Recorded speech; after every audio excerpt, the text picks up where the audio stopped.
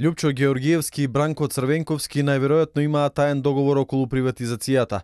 Ова го истакна Филип Петровски од ВМРО ДПМН на трибината организирана од Институтот Димитрија Чуповски на тема политичкиот крај на Љупчо Георгиевски и Бранко Црвенковски.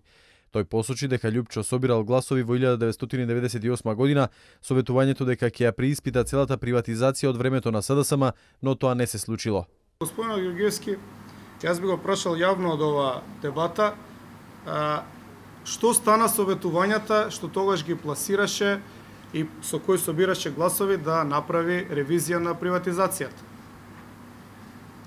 Таа ревизија не беше направена и низ денешна перспектива јас дури мислам дека постои одреден таен договор помеѓу Георгиевски и Црвенковски да не се чепка во приватизацијата, а одреден дел од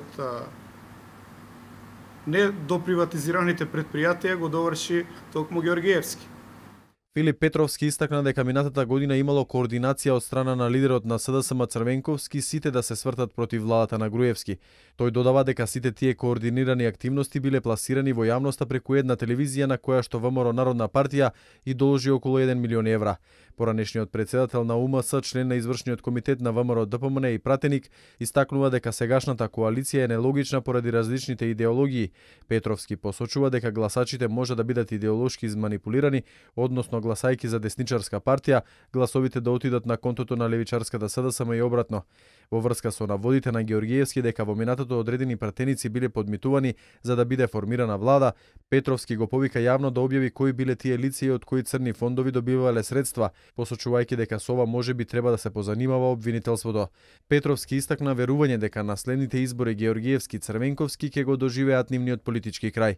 На трибината учествуваа и други универзитетски професори, политичари и политички аналитичари кои истакнаа дека Црвенковски и Георгиевски освен желбата за власт и моќ немаат што друго да им понудат на граѓаните, како и дека оваа коалиција ќе резултира со нивни политички дебакл.